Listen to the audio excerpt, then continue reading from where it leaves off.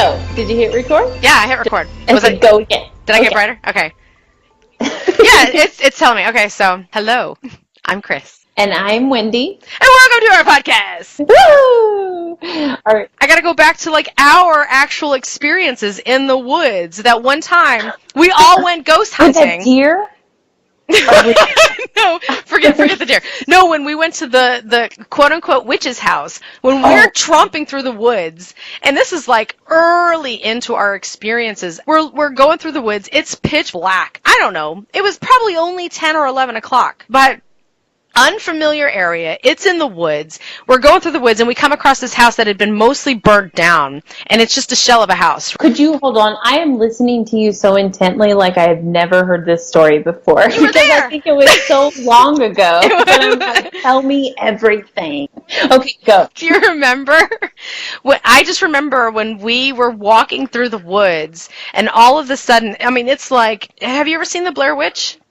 Yes. Oh. When we showed up at that house that was in the woods, that was like... Yeah, you totally expect to find someone standing in the corner with their back to you. Like I thought we were going to be in the corners. Person. Yeah. Oh, Jesus Christ. That's one thing I'd never, ever, ever want to run into as a homeless person. I mean, no. I'm sure that there are nice homeless people out there. It's just that...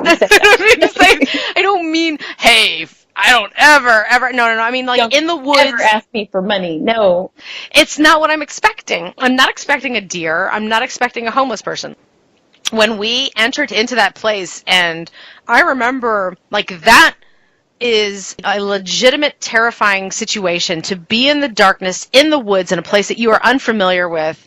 Your family's at home, sleeping, and it's just the four of us. We make our way through, like, it's overgrown on one area. We find a doorway, and we make our way through, enter into this house, which is, once you get inside, gutted. Like, you can tell there's a fire or something, right? Because it was just... Yeah, it seemed like it. Right. Like, I don't even know how sound the structure was for us to have been in it. But I know that once we got in there and we started, like, actually engaging, we started doing an EVP session, your millimeter... Wait, was it a millimeter? No, you had a tri-field at the time. Your tri-field meter, yeah. It was bouncing off the walls, and there was no electricity out there. Oh, no. So, just to explain it, this house was like, it's like it was a house that was, I don't know, built in the early 1900s, we'll say, and then not used for a long period of time. So, like, the whole wooded area had grown up around it. You couldn't see where a driveway was anymore. Like, they had taken back their land, which doesn't take that long. Like in the South, but I think this lady that had passed away that they had accused of like being into some kind of witchcraft, it wasn't the early 1900s, it was more mid 1900s probably or something like that, but nobody had lived in the house for 10 years. It could have just been 10 years at that point, and we're looking at the early 2000s, and the trees had just grown up around it. So I drastically exaggerated when I said early 1900s. So take that out. Anyway, but the fact that, like, this is not a house that would have been accessible. It's just in the middle of fucking nowhere. You have to wander around in the woods. Well, that was in an area that's close to is it a national forest? It's definitely, no, it's a state park. It's a state park. It's a state park. And there's a lot of protected area over there, and it's funny hearing the local legends of that area, like Pigman. Do you remember hearing the stories of Pigman? Yeah. Mm-hmm. That was so close to that house that we were at, which allegedly a witch had lived at. Totally don't have any more to add to it than this, but that's also really close to the river. Like, the Mississippi River flows not far from that area, and just to pick up on that water energy, like, type element, that the type of energies that the water puts off and how it heightens the energy that the spirits can feed off of. It's about all that I can explain to you right now. No, I want the scientific details. I don't make you recall that shit right now.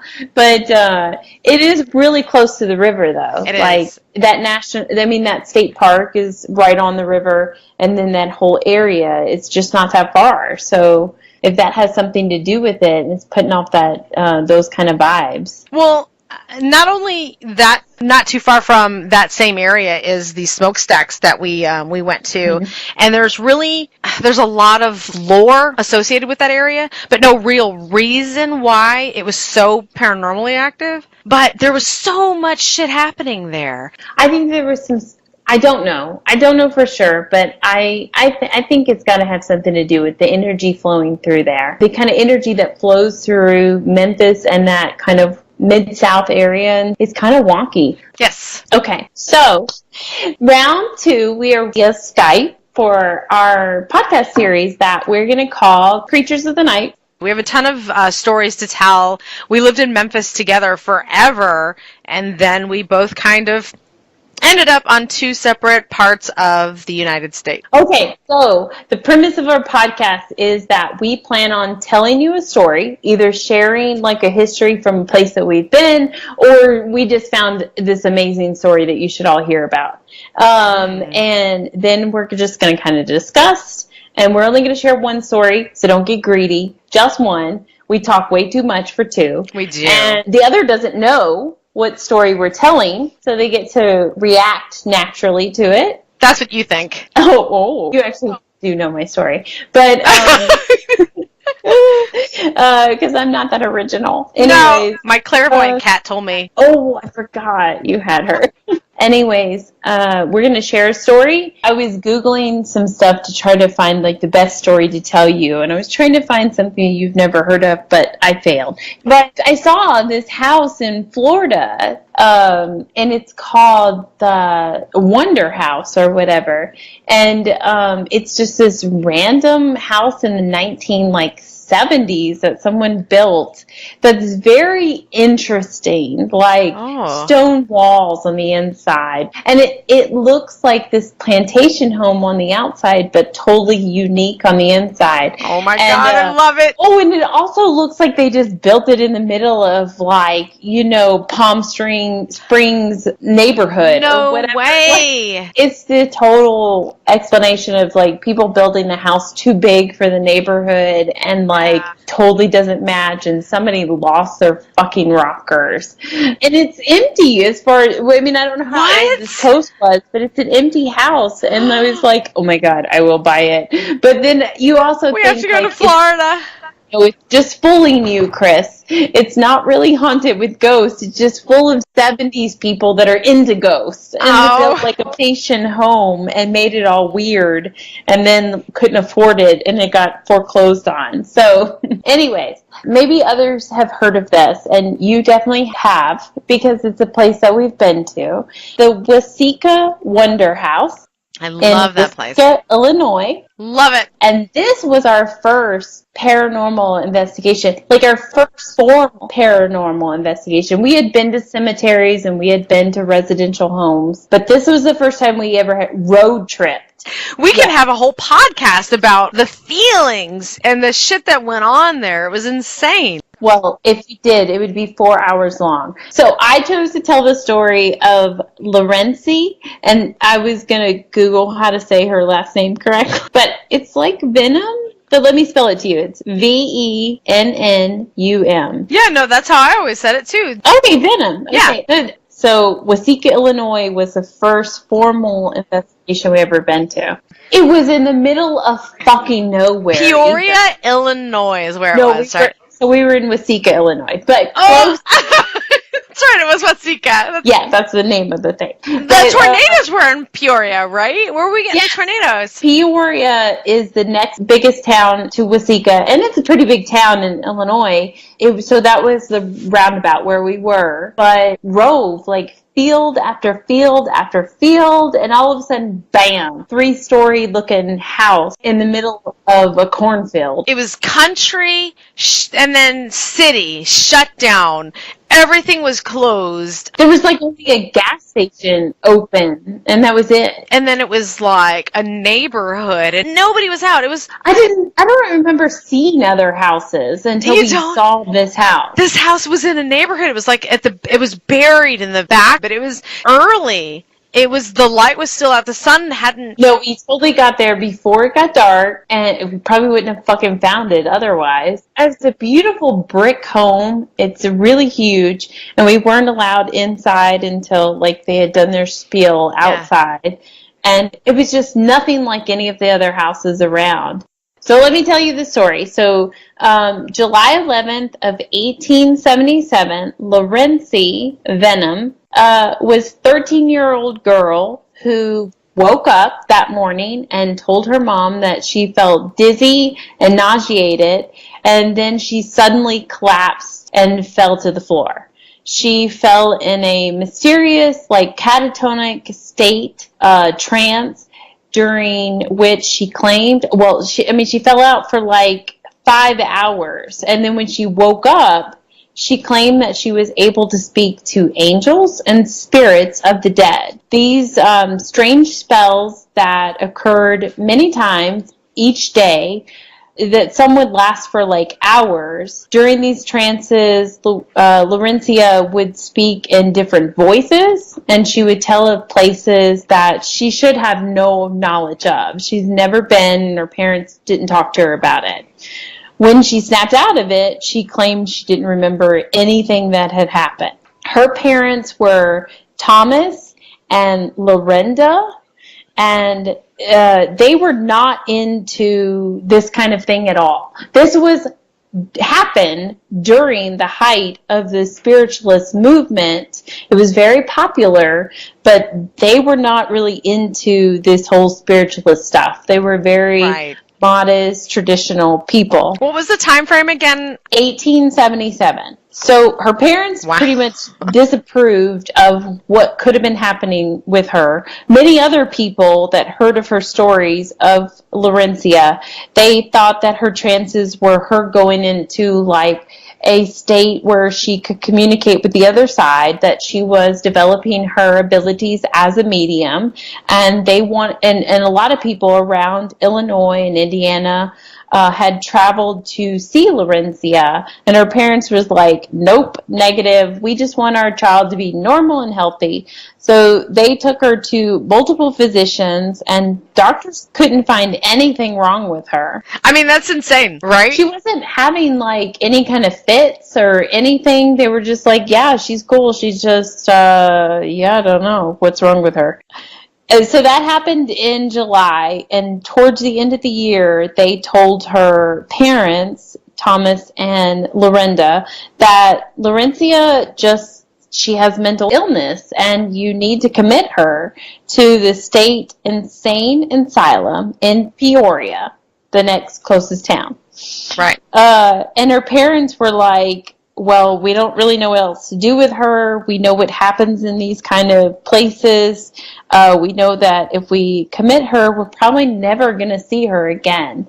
But, like, she's not going to get better. But, oh well, I guess we don't have any other choice. So they wanted to get through the holidays with her, and then they had a plan, like, to say their goodbyes after Christmas and send her off. Could you imagine being without your kids? Like, Merry Christmas. I don't know what to think of these parents that they were like, yeah, we know that place is kind of an but you know what? I guess there's no other place for you. You're fucking weird. Oh, God. It's awful. But I mean, like, she's 13 years old. So I'm sure it's very heartbreaking to them to, like, let her go. But at the same time, they're like, you know what? Teenagers are hard enough to deal with. I can't deal with your multiple personalities multiple times a day. So... goodbye. You gotta go. Like, I can't handle it. Like, I know that's rude that I'm saying that, but like, I don't know what else I would have done if my 14-year-old was acting bananas. I'd be like, oh my God. So before Laurencia was sent away in January, right after the holidays, right before they sent her off, Mr. Roth, which I will not say his first name because I don't get it. It's ASA. What would you say? Asia. Yeah. What a unique ass name. And beautiful. P.S. I'm going to name my next cat that name. I mean, but he just shows up at their door the next year, right before they send her off. and he's a Wasika resident as well. He's just been quietly listening to this whole thing unfold. As everybody's like going nuts about what Laurencia can do, he's like, and just sitting back with his hand on his chin. And then when he hears that the family's going to ship her off to the state insane asylum, he's like, hold up. Let me tell you a story. So he shows up at the family's home, and he's like, please don't send Laurencia away. I'm begging you. I know what this looks like. I had a daughter. She suffered the same condition. And I love this man. I wish I could have... Are there pictures of these people online? Because I'd like to actually see their... I didn't look that up, and I went down a long rabbit hole of stories after this, but I never thought to look him up. But he is kind of like a hero, because he shows up and he's like, don't send Laurencia away to that insane asylum. Like, he tells them that he had a daughter that suffered from the same condition and that she died while in confinement at that state insane asylum in Peoria. So does he ever mention her name? He does, yes, but it takes him a minute to get there. He's just like, my daughter suffered from the same thing. She died while in confinement at the same hospital, and that her name was Mary Roth, and that he believed that her spirit was still with him. So the quick story on Mary Roth is that she is not quick, though. She was born in Indiana in October of 1846. Starting at 6 months old, Mary began to suffer from strange fits and seizures. Over the course of 19 years, they gradually increased in violence. As a young child, she complained of hearing mysterious voices in her head. She would go into trance-like states. She spoke in other voices, and she spoke about places she had never seen or had been to. So much like Laurencia, she was talking kind of in different voices and talking about places she had never seen. Mary could also kind of predict the future events, and she knew things about people in town and whatnot that they didn't think that she should know. They were facts about people and that they shouldn't be publicly known. And she did know them, which all sounds pretty cool. Like, she's totally like a medium and she can see the future and she's talking in these other voices and experiences different things. Great, right? Mary's like, she's having this cool life, like experiencing other people's kind of emotions, except for the fact that Mary tells her parents that she hears voices telling her to do things that she shouldn't do, like that she knows she shouldn't do, like hurt herself. She's obsessed with the idea of blood and getting rid of her own blood, so she will do things with like sticking herself with pens, or putting leeches on her body. And that was common for the time frame. Yeah. So she thinks that she's sick, basically, and she's like, if I just get rid of my blood... Maybe there was advertisements on the telly for, sticking leeches on your body. Just like there was for Tylenol, right? You just... Right. She was just put like, it to your forehead. I'm going to fix these fucking voices in my head. I'm just going to leech them out. No big deal. Right. Yeah, I'll be fine as soon as I get rid of this gross blood. So eventually, the leeches and the pens aren't doing it. And she's got to escalate it to using a razor. Oh. So she starts cutting herself. And then that's why her parents finally were like, no, we need help. Like, they found her cut pretty badly in a pool of her own blood. Oh. And so they commit her to the state. Do you know what age she was when all of that happened? No. I do not have that down in writing, but I do not think that she spent that many years in the asylum before her death, which was only at 19, so. Oh, so she was young. Mm-hmm. I think she couldn't have been but like 16 or 17 before she was institutionalized. And this is insane. The shit that's reported, the parents walking in and their daughter's like cutting herself up, and she's like, I'm hearing shit. And they're just like, yeah. Call the goddamn psychic. Whatever, the doctor that's going to come in and take care.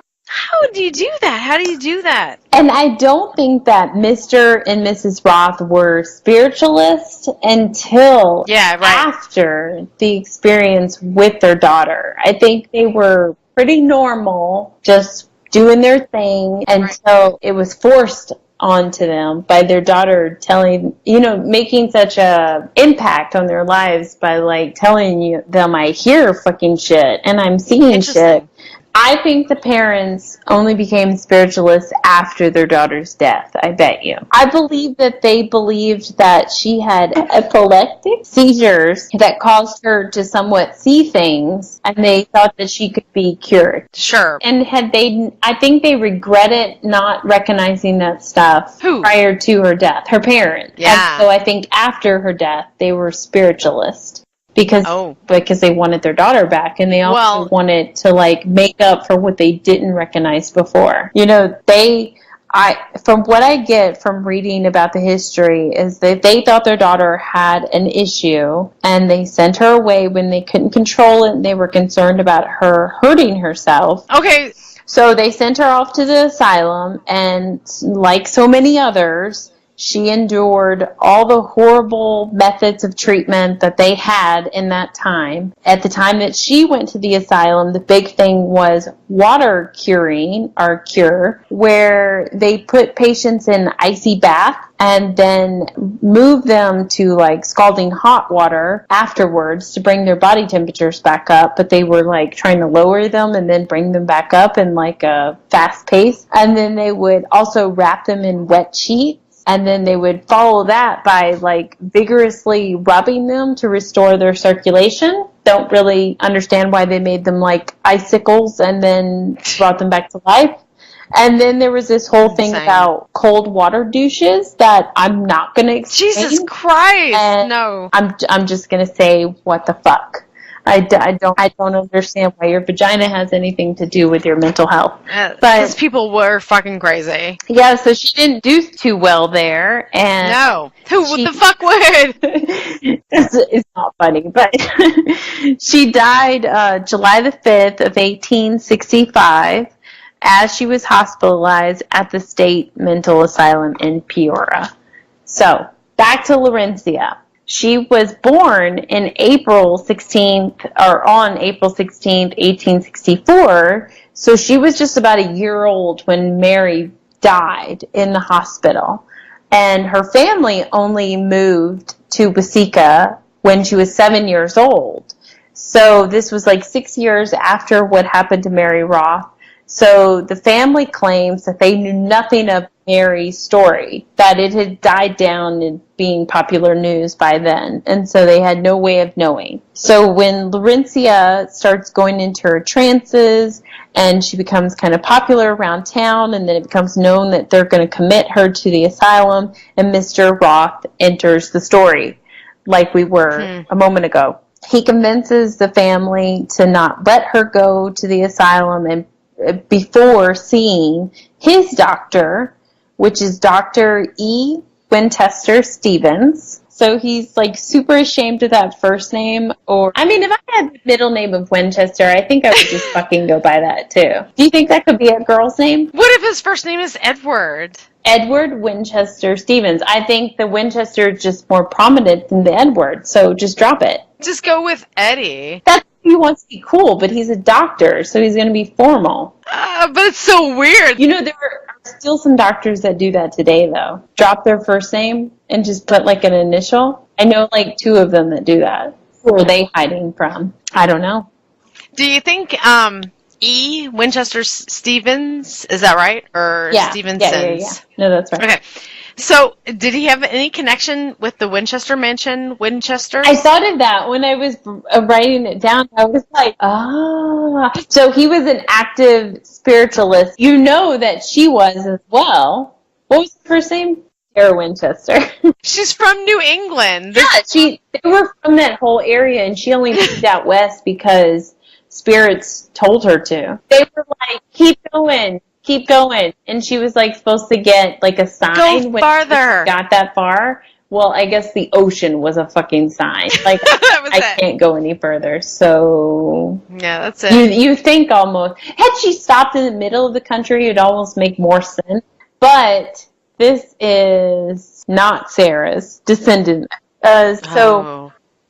Dr. E. Winchester Stevens Wow. examines Laurencia with her parents there and Mr. Roth, and they monitor her while she goes into a trance. So the first spirit that they note that came through was a Katrina Hodge. Don't know much about her except for she was an older lady. And then a young man that had committed suicide, and his name was Willie Cannon. And then Oh. I had to note that I was super impressed with the fact that they got first and last names, because none of the ghosts that we ever deal with are that formal. Yeah. Like, we're lucky to get a first name, let alone a first and a last name. True. Okay, so she has two spirits that join her, Katrina Hodges and Willie Canning, which I'm sure their parents would have liked to know about that, but never mind that. No kidding. Mr. Roth was in town, and so he wanted to make sure that his daughter came through. So jackpot when they hit Mary Roth's spirit. Laurencia remained as Mary Roth in a trance for some time, and she told details of the Roth home and their family, and she didn't recognize her family, the Venom family, at all. Isn't that insane? Yeah. Well, you could see where someone could make that up, where they could be like, oh, who are you? You know, and then like pretend to recognize these other people. But she took it a step further, as she knew the nickname to Mary Roth's sister. So like when they came up, like the mom, Mrs. Roth, and the sister came up, she called the sister by her nickname, not her given name, which apparently nobody else called her. And then she continued that for almost 10 days afterwards. So on February the 11th, Laurencia was still as Mary Roth. And so the Venom family decided to send her off to the Roth family. I mean, they were going to send her off to an asylum, so why not send her off to these neighbors' home down the street? She could still visit that way. And so they send her down with them, and they're like, okay, yeah, I mean, we'll just see how this goes, I guess. Wow. So she lived as Mary Roth for some time. She recognized all the family friends, and she had memories that only Mary should have had, like of homes. They lived in a different house when Mary was alive, and then they had moved to the home that they're currently in this time frame. So when they passed by that house, Laurencia as Mary was like, hey, why are we not turning in? That's our house. And the Roth family has to be like, oh, we moved down the street. Like, this is our house now. So she apparently knew those type of things. She, like I said, she knew family, friends, and family. She didn't recognize the other family at all, her actual family. Wow, she claims that she didn't. And she would go back and visit the Venom family, but only with Mrs. Roth with her. And she made like friends with them. She felt comfortable with them and respected them and was very polite to them, but she did not recognize them as her parents anymore. Oh. So, but come early May, Laurencia as Mary told the Roth family, I'm going to be leaving you soon. And then the next few days were followed by like her doing emotional goodbyes to everybody. This is May, so it's been like 4 or 5 months, whatever, of her being Mary, Laurencia being Mary. And then a couple of days of her saying goodbye to everybody. And then after that, people reported that it looked like it was like an internal battle of Laurencia versus Mary, and who gets to like claim this body, basically, because it should go in and out of trances and be Laurencia and be Mary at the same time. And she was very emotional and kind of like pissy about having to switch from one to the other. So eventually, on May the 21st, Laurencia gained control of her body and returned to her family home. And she said goodbye to the Roth family. And some people claim that she still visits them, but she never, ever went into a translate state again. So she never saw other people's lives or were out any other kind of spirit ever again. And there's a lot of people that believe that Mary Roth's spirit kind of healed her from having that condition. So, of course, there were critics that believed that the Roth family, just devastated with grief, that they had fed Laurencia with all that information, because Mary Roth's spirit only ever came through Laurencia until after Mr. Roth had visited, and he could have gave information to Laurencia. And then after she left the house, Laurencia never had these spells again, and she ended up marrying a guy that was totally not into the spiritualist movement at all, and they moved away and everything. And she never talked about it again. It wasn't a thing to her. So I was thinking of going to this investigation and what the case was about. And I wanted to see if there were any other cases of possession that were like this. But let me tell you this. When you Google famous possession cases or something, you're going to get nothing but demonic possessions, back at you. Right. So you get the Annalisa Michael and Roland Dahl, or the people that are the exorcism, and the stories that are based off the exorcism and the exorcism of Emily Rose and stuff like that. Yeah. And those things happened around the 1940s, 50s, 60s, whatever. Yes. And like I said, this was the end of the 1800s. So I almost wonder, when that spiritualist movement was going, was things softened, where people were oh, that's just a spirit that loves you and wants to come through. And then the mid-1900s, people were it's the devil. You're right. It turned into, that's the devil. You're possessed by a demon. But the cases of Annalisa Michaels, for sure, she was a very documented case of, there was physical signs of her being affected by something, and they had no explanation to why. And it was totally different than what Laurencia went through, but at the same time, so it got me thinking, okay, so maybe they don't call it possession. Maybe you don't say famous cases of possession of spirits, which once I Googled that, I found this small article on people that thought that in countries that were less developed, that people believed that spirits possess the body of abused children or something, which relates to what I'm about to tell you, but it was just a small little snippet of information that didn't really expand on it. So I couldn't find much more. So it was okay, well, let's be honest here. If you're possessed by a kind spirit and it's not a demonic spirit, what might people interpret that as these days? Well, they might interpret it as a multiple personality,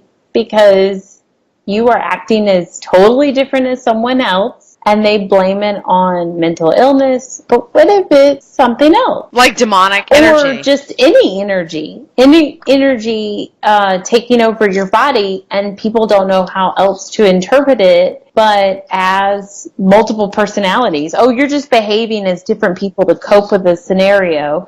Well, come to find out, apparently there were documented cases, I did air quotes on that, of multiple personalities way before even Laurencia's time in the spiritualist movement. But I wonder at what point in time they decided this was multiple personalities. So there was a person named Mary Reynolds who was born in the 1980s, born in 1985, and she lived in England. She moved to Pennsylvania in the States, and then she behaved a certain way, she was very quiet and meek and everything in her demeanor. She got to about 19 years old and she hadn't married, and so she was considered an old maid at that point. Mm-hmm. And about 3 months into being 19 or whatever, she went into a trance-like state. She slept for some reports say 8 hours, some say 18 hours, whatever. She fell asleep for a long fucking time. 8 hours would be normal, though. But she fell into a trance, apparently, and woke up behaving totally differently. Like, one report said that she woke up one time from a trance and she was blind and she was deaf. And then she recovered from that after sleeping. And then she went into a trance and she woke up and she couldn't read. And like, I mean, what the fuck was happening? yeah, I mean, like, she just would go to sleep for really long periods of time and wake up, and she totally would be a different person. And people would be like, what is she doing? And then eventually she kind of woke up into this personality that was very vibrant and funny. Like, they said she was hysterical. She was just like a funny, like, woman. And she stuck into that personality for years. And she would stay in a certain personality for like 25 years and then fall asleep for a really long time, wake up and be a totally different person. That is nuts. Yeah, so they were like, Mary Reynolds, she has multiple personality disorder. Okay, that's odd. So then there's also this guy. And when she woke up, what year was this? That was in the 1700s, like late 1700s, going into early 1800s, far before Laurencia's time. They felt like they knew what multiple personality disorder was, and that her going in these trances were multiple personality, but yet Laurencia's was spiritualism. You know, so like, well, what happened with the times where they change what they're talking about? But even after that, not far from Laurencia's time, there was a Frenchman named Louis Bavette. He was born in February of 1863 to a sex worker in France. Okay. They say he had a pretty rough childhood, so it led to like him doing like petty crimes. And he ended up in a house for treatment for teens, like bad teens. And then when he was 17 years old, he had gotten released from the house, and he was working in a vineyard. Get this. He had a fucking snake wrap around his arm while he was working, a viper. Is what they said, but not bite him. Wait, was he like customer service? Was he like with a receptionist? Like, I mean, so he had a viper wrapped around his arm. Okay. Probably like cleaning out weeds or something. To get his arms down into the vines, he had to have been like a gardener. Oh, so the snake wrapping around his arm was accidental, a part of his job situation. It wasn't like he just walked into work and he had a viper wrapped around his arm. No, that would make him the baddest motherfucker. That's what I'm saying. Like, he's like, you better recognize Frank. Like they didn't have tattoos then, instead just held up his arm with a legit viper on it. No. I think he stuck his arm into a vine. Somehow a goddamn snake just wrapped around the entire thing. This sounds made up.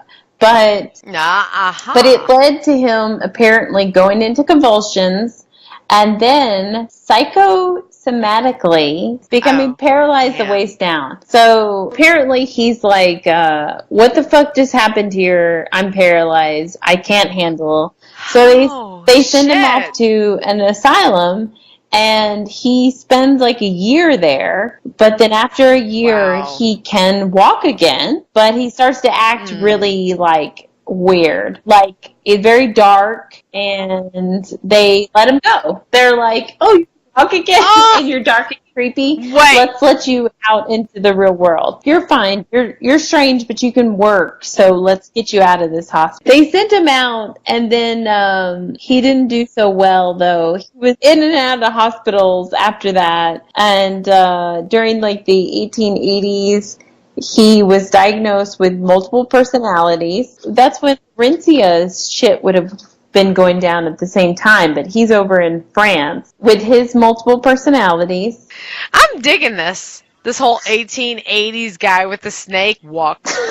He didn't actually do anything wrong, though. So they claim he has multiple personalities. They think they recognize like 10 different personalities in him, and that's it. That's where the story ends. They claim he's got 10 personalities. Yeah, doctors of the 1880s. So, like, you and me. So this guy had 10 personalities in him? Oh, also, it says, however, some experts believe he only had 3 personalities. So it's between 3 and 10, somewhere between there. Was his birthday in May or June? I just Gemini. have to know. At this point. Say when he was born in February. Yeah, so no. He's not a Gemini. That's fucking intense. Yeah. So 2 quick more examples. There is Chris Sizemore remembers that her split personalities began when she was just 2 years old after she watched a man be pulled out of a ditch because she didn't have like a traumatic upbringing like Louis did, the Frenchman. She just had a normal upbringing, but she happened to watch this man be pulled out of a ditch, and she thought he was dead. And that was traumatic enough to spiral her into being diagnosed with what we know as multiple personality disorder, but what is more commonly known now as dissociated identity disorder, because they changed the name, because apparently that helps in some way. So Sizemore didn't suffer from childhood abuse, like I said. She grew up in a loving home. She only had instances after traumatic events, which we know some mediums say that their powers or whatever don't happen or don't start to happen until they experience some kind of traumatic event. So this happened, and after that, some strange events started to happen. She started to do some things, and then she wouldn't remember that she did them, so she would get in trouble for things that she didn't remember doing, because I guess she was being kind of naughty. And then after she was an adult and she gave birth to her first child, and she, in her early 20s, she tried to strangle her baby. But at the time that she strangled her baby, she said that she was Eve Black, but Eve White stopped her from doing it. 2 different personalities. So Eve Black was going to strangle the baby, and Eve White stopped her from doing it. So she started seeing a therapist after that event. And wow. And this is the 1800s? No. This is in the 40s, 30s. Okay. I lost my piece of paper because it's back here. Sorry. It doesn't say, but it does say in the early 1950s she started to see a therapist, and that was after she almost killed her baby. She started to see a therapist, and then over the next 25 years, she worked with 8 different psychiatrists, and during that time, she developed a total of 22 personalities. Yep. Holy shit. And so all of these personalities differed in demeanor, age, sex, and even weight. Weight? How do you know what weight they are? Was it like 1 pound, 2 pound? I would like to know, because, I've seen some things on Pinterest, and it takes at least a week to lose 10 pounds. And that's, we're talking only eating eggs. No.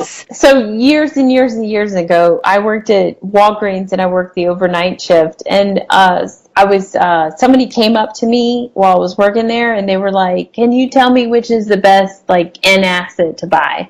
And I was like, "Oh yeah, you should buy this." And in the middle of me talking, the guy stops me and he goes, "Whoa, whoa, whoa." He says, "Oh, you got a big girl voice," when I thought, "You're a tiny little thing," because I am kind of petite, though I'm not skinny. But I was like, "A big girl voice? What the fuck does that mean?" So how does this Chris Sizemore know that she's a big girl compared to a skinny girl? However, she convinced psychiatrists that that's what was going on. And there was actually, in 1957, there was a film, and I think there was a book as well that was called The 3 Faces of Eve. And it was I guess the actor that played her in that movie won some kind of award. Interesting. So that was somebody that experienced no abuse, and it was just kind of brought on by a traumatic experience, where Louise, our Frenchman, he was brought on by traumatic experience. There's also a lady that grew up in New York State. Her name was Judy. I'm not going to tell you her last name because I'm going to say it wrong. It's like Castatella. She suffered physical and sexual abuse, and she struggled with depression, and she also reportedly had multiple personality disorder. she claimed to have voices telling her to hurt herself, much like Mary Roth's voices told her to hurt herself. So that's why I noted that story as well, because, you know, the catatonic state that Mary Reynolds would go into, the case from the 1785s, matched with what Laurencia would do. And then, well, not so much the abuse situation, because we don't know, but Mary Roth had these feelings that she had to hurt herself, and there was documented cases of her doing that. And then I guess Louise had experienced something traumatic as well. So you can easily sit there and say, well, all these people that have multiple personalities, maybe something else is coming through. But there is a doctor out there as well that seems to think the same thing. Because I did find this very long paper that I had a hard time reading through. This whole long report that this motherfucker wrote. It's really professionally written and above my head in the language that he used. But what he brought out in the very beginning, 20 pages or so? It was long. And it was Dr. Rogers in 1991 wrote an article about multiple personalities and channeling. So he was writing the similarities between, and he did believe that they were two separate things, that multiple personalities, because that's what they called it at that time, not DID, but multiple personalities was possible, but also trance-like channeling, like subconsciously, you didn't know what was happening in different spirits, was possible as well. And he was trying to explain in these whole 20 pages how to tell the difference between the two, which I'm not going to tell you. I'm just going to tell you that that I'm not far-fetched by believing that people with possible multiple personalities also have something to do with channeling other spirits in. So, the end. That's all I got for you. That was 3 hours long. Wait a second. So there were people that studied this, and they've come up basically empty-handed? No. This Dr. Rogers seems to really think that he has characteristics kind of outlined for whether the patient is suffering from multiple personality or suffering from trance channeling. And you just gotta look for the difference. But you know what? Those differences, they don't sound too fucking different to me. So the interesting part of this whole thing is that Laurencia was channeling Mary. So she had doctors come in, and she'd have like envelopes with like letters or something. Like shit wrote down that like Laurencia wouldn't have any fucking clue as to what the fuck was wrote down in these envelopes. And for whatever reason, she'd be able to read them. Oh, were they letters to Mary that were in these envelopes? No, wait. I think I might be confusing that. I don't think they were letters to Mary. I think they were just random letters. She would be able to read the letters in front of doctors and witnesses and all other sorts of people. Laurencia was just sitting there, and she'd be able to read these letters unopened, completely sealed, from the person who sealed them. And that person had not shown this letter whatsoever to Laurencia, and she'd be able to read it, right? I think that sounds more like what Mary could do, because Mary was clairvoyant. Or they claim that Mary seemed more clairvoyant, and Laurencia was just having, like, spells, basically. Like, Laurencia was having spells, so Mary definitely was the clairvoyant, but she was speaking through Laurencia. Laurencia was just like a fucking kid. She's just like, I just want to have my fucking life. And Mary's like, wait, you, hold on a second.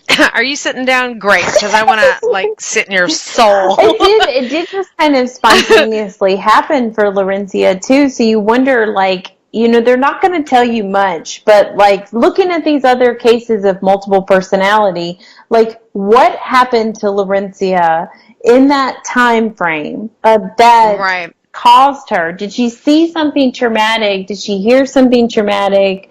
Her family seemed like okay with letting her go. Were they doing anything to her? I don't want to suggest that.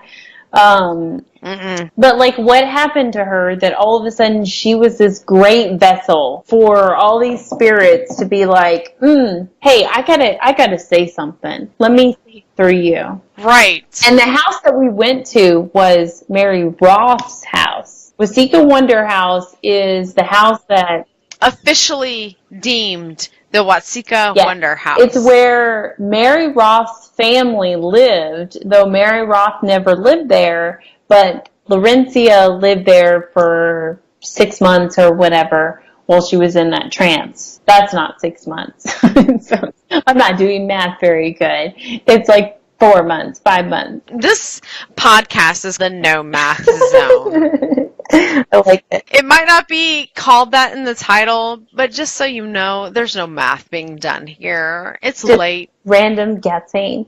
This is what happens when it's super late. You theorize and you run your mouth and you fire off into conversation. So, it's late, and I don't even remember where we were right before I said that and clapped my hands. I should never clap my hands on this podcast again. Maybe that's how we end it, though. You're like Thanos. Snap your... That shows that we're nerds.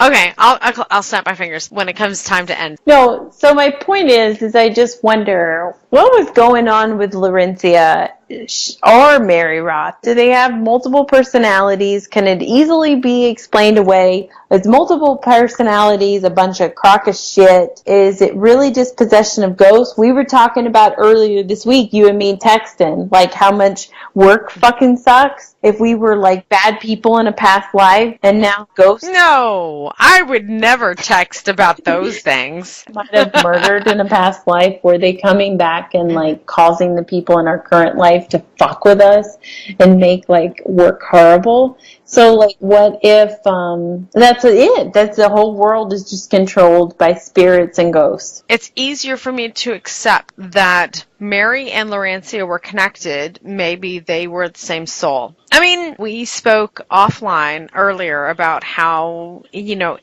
having a past life and disappearing for a while because you have no recollection of years of the things that happened, but they disappeared from you. You only have recollection of that one life, like what happened to you. Back to that conversation, because it all connects to this story with Laurencia and Mary. If Laurencia and Mary were connected on that same path, that maybe they were just the same person all along. It would explain why Laurencia had the same abilities as Mary, but it doesn't explain why later on Laurencia lost him. I mean, Laurencia had a normal life, and in the end, she had, I think she had children, and she moved on to she had a normal life. But at some point, do they say, you free from that? Do they say, like, thanks for kind of acknowledging me, goodbye, you know? Yes, in this story, it happened. That's the way that people implied it, is that Mary was, like, happy with the few months that she got to live her life and kind of say goodbye to everybody. And so there's even one report that Mary kind of re-entered Laurencia as she was giving birth to her first child, I guess to kind of take on the pain of childbirth for her. And so Laurencia never had to feel that. Like, I wish somebody was looking out for me like that. And that's, honestly, that's what had drawn me to this story. After you had alerted me to it, I never even knew about this shit. I never even knew about this house that was sitting there in Watsika, Illinois. Never knew about it until you said, we have to go to this house. And I'm so amazed and so excited to this day that we were able to go and investigate this house on our own, because from what I understand, they don't even do investigations at this house anymore. Is that right? I mean, from what I understand, they were just trying to build up enough money to kind of restore it back to its grandeur, and then they were like not going to do tours anymore. So they've done that, and I don't think you could even go there anymore. And we went on a night that was pretty fucking wild. There was like a tornado going on. That was the wildest part. So it was pretty like, should we be leaving? Or, because we had like a long-ass drive back home. We didn't have a hotel room or nothing. So we were like, well, we might as well just camp out here. And so it was loud because it was windy. And I can't say that we got that much evidence. So we do have some EVPs. We do. I remember being on the top floor after they had like a bit of a tour of the house. First of all, we showed up there early enough that we were able to see this place in the daylight. And it was crazy because it was at the end of the street, at the back of a neighborhood full of regular looking houses, I might add. They just looked like homes, like anybody was living there.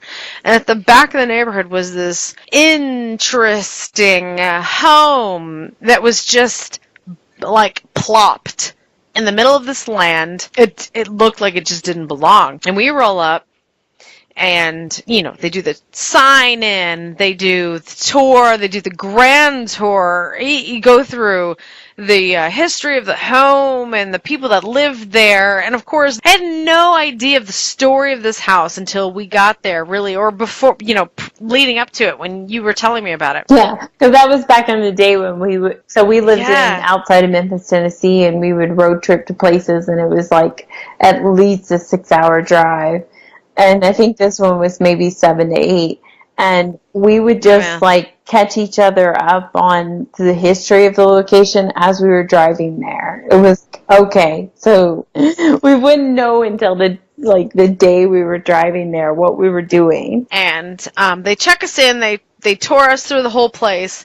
And then when we're in the uppermost part of the house, a room that faces the street. I believe it was the wife's room. I don't know what they called it, but they split the rooms. They tried to say it was like a nursery or something, but right. And we got to draw straws at that moment of where the team should split up. And because we had enough people with us, we were our own team.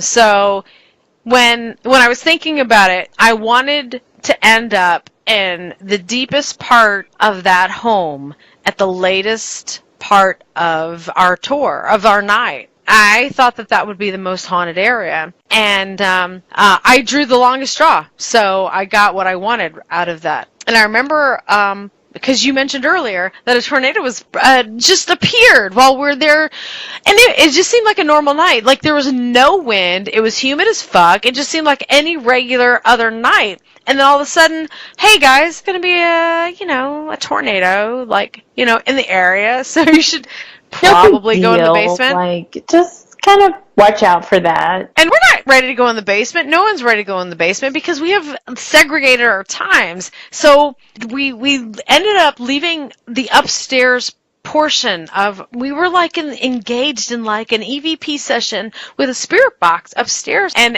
then there's alarms going off and we have to move like downstairs. The tornado sirens going off. Yeah. Right, the tornado sirens. Yes, the tornado sirens. God, I think I added an R to that. There's no R. I'm sure don't ever hear where you live now. Neither do I. So everybody runs. We all rush downstairs because we all want to be at the most center point of the house. I mean, Wendy and I are from Tennessee. We're used to dealing with... yeah, this is a common occurrence between June to September, like in the South. Like, you know what sirens are, and you just kind of get to the lowest level and you hang out and wait until it gets real serious. Right, and so no shit. I mean, I wasn't even scared. I was like, okay, it's another tornado. I don't know about everybody else, but I wasn't even scared. I just knew that everybody had... I was kind of fucking bummed out. Because it's like we're investigating... It's interrupting our investigation.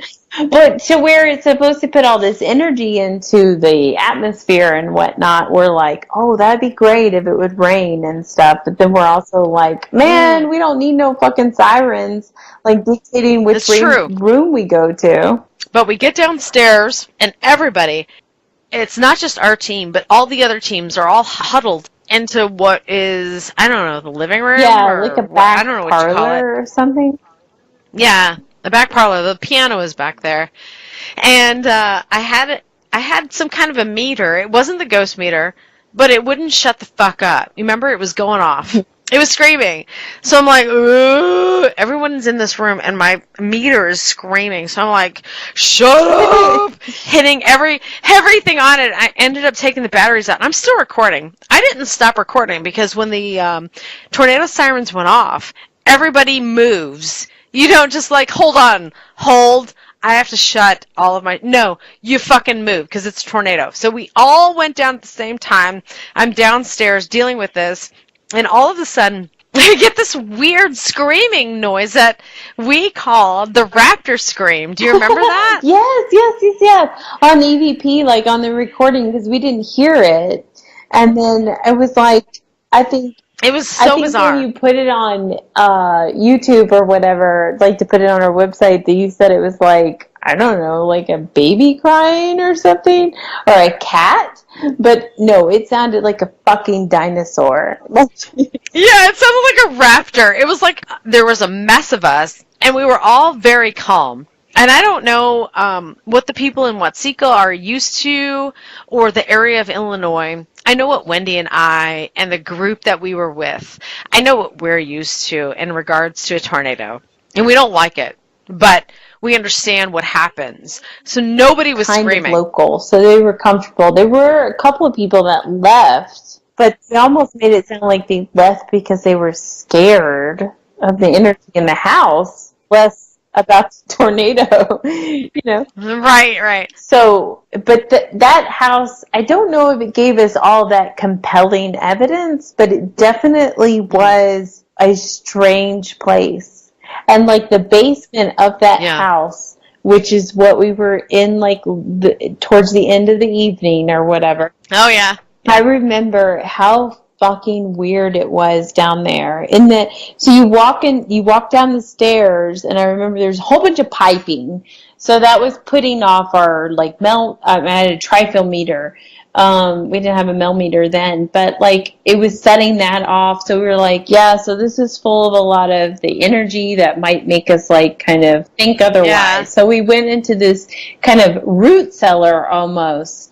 And we're standing in there, and there wasn't much going, you know, it was just a big square cinder block area. And that's where we stood. And I remember, I can't actually remember exactly what happened in there. But I remember people kind of seeing things or feeling like they saw things moving. Yep. And like we were definitely hearing noises in there. And like a lot of the people had left already from the house. Because of storm and whatnot, and it was just late, and people are driving home. And so it was like that, and right before the tornado sirens went off, that was when that place was the most intense. And we were like on the third floor when the sirens went off. And we were in that really big open room that I don't even know, like, traditionally what that room would have been in a house. But I remember sitting on the steps, and we were all like in like the four corners of the room, and just getting a super weird feeling. And I was even close to where the owner of the house, he lived there. Yeah. And he had like one room sectioned off for himself that like you couldn't go into, and he was in there with like his cat, and he was like watching TV and stuff. And I was sitting the closest to that, but I swear to God, that was the eeriest section of the house, is sitting near that hallway where there was a supposed bathroom that wasn't remodeled, and then where his room was. And I thought, man, I really thought that the energies probably hung out right there, because that's where all the energy that they can draw from was in that section of the house. And that's where that's where the owner lived. So they're like hanging out, waiting for him to come out of the room. Hey man, what's up? They were comfortable with him. And it's funny that you mentioned that. I remember being in that bathroom and that being, no lie, the most comfortable spot in the entire place, the bathroom. I was perfectly fine there. Bathrooms usually are, because they have like lights on, and they all look the same. Not the bathroom in Wood something. What was the place in Memphis called again? Oh, the Woodrow Fontaine house? You thought that was creepy? The downstairs bathroom I was perfectly fine in, but the upstairs bathroom, like immediately when I walked in, I felt like I was being recorded. It was a weird, creepy environment. Weird. I didn't even want to. It was so weird. But the bathroom at Watseka, I remember it was like being at home. Seriously, it was like, as soon as you enter that space, you're fine. But no, there was another bathroom that wasn't like, well, maybe it wasn't a bathroom. Maybe it was a closet. There was the spa, Oh, look, not it was spa, like the almost cedar. 10 years ago, so I don't fucking remember. Yeah, there was a cedar closet that was crazy. That was like it felt like a sauna in there. And that was like it was like a room in itself. It was so big. But Did you ever? Do you remember? Did you ever sit in that yeah, closet? I did. And it was just quiet. It was nothing was Just happening. quiet and still and kind of a comforting experience, like a It was sauna. comforting. Like, you just want to like Right. lay down and enjoy the And chill out, yeah. air. Right. I felt the same way, and I was totally disappointed. When I was locked in that room, I was like, I'm missing something. I shouldn't be in this room. Nothing is happening here. This room is, like, totally Because they were saying that there was like weird vibes in there and to watch out and stuff. I think some people just are claustrophobic then. Because I agree. Those I agree. heightened spaces for us was that not the bedroom where women might stay with the nursery, but the bedroom behind that. So behind it, yeah. Also, the kitchen that was directly underneath that. I feel like we got some stuff there. That was a good space. And then the basement, and then that big open room on the second floor, third floor, whatever, that I was talking about. That was like, what is this space even for? Are you talking, you're not talking about the space with the piano? No. Upstairs, there was like bedroom, right next to each other. I can't remember. I don't think there was a bedroom on the other side, but maybe there was.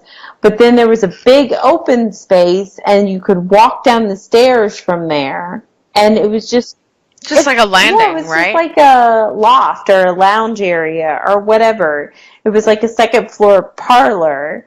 And because it was open, there was not an actual door to shut or anything. It was open on one side and then open leading to the hallway-ish area to go downstairs. And I remember sitting there, and maybe it was just because the sirens were going off then, but like I remember that space being like odd. I'm listening to this guy on the other side of the door living his normal life, but like also this space felt totally abnormal. Were you separated from us when the sirens went off? I was alone on that side of the room. Everybody else was on the opposite side, like near a window or whatever. I do remember that. I remember when the sirens were going off and everyone was like rushing to get downstairs. I remember that exact moment. I just don't remember who I was near. I remember, like, in my head visually, the stairs and the darkness and the heads. That's it. And then circling it and then going down further into the basement. I remember we were going into the basement for a moment, and then somebody said something, and we ended up coming back up to where the piano was, that area, and we ended up staying there. Yeah, that was weird. They sent us all down to the basement, and then they were like, oh, you're not all going to fit down here. Never mind, just go up to the... I don't know what was going on. Yeah, right. They were like, well, that's going to be uncomfortable. Let's all go to this floor instead. It's going to be uncomfortable. You know, you guys can all just die. Yeah, cool. Yeah, we don't really care about your safety, because it's possible a tornado is really never going to come through here, so... And you guys already signed waivers, so just, do your thing. But... The Watsika Wonder House was an amazing place. Like I said before, I hadn't even heard of it, Wendy, until you brought that to my attention, and didn't even know more about it until after the fact. How cool of a place that doesn't even do tours anymore. Such a historic location shouldn't be owned by a person. That should be part of a museum. Yeah, they actually, to give credit to them, they actually did what they said they were doing. The Watsika House, that they actually turned their profit into, I'm going to make this a home, and then I'm going to lock the fucking doors and not let you in anymore. So. Rude. I would love to have that home. And on that, we will say... peace out, because I don't have another story to follow up with that. That was a really good story. Oh, yeah, and a long-ass story at that. Is it taco night? Taco night. So, adios, I guess. Okay. Good night. Farewell.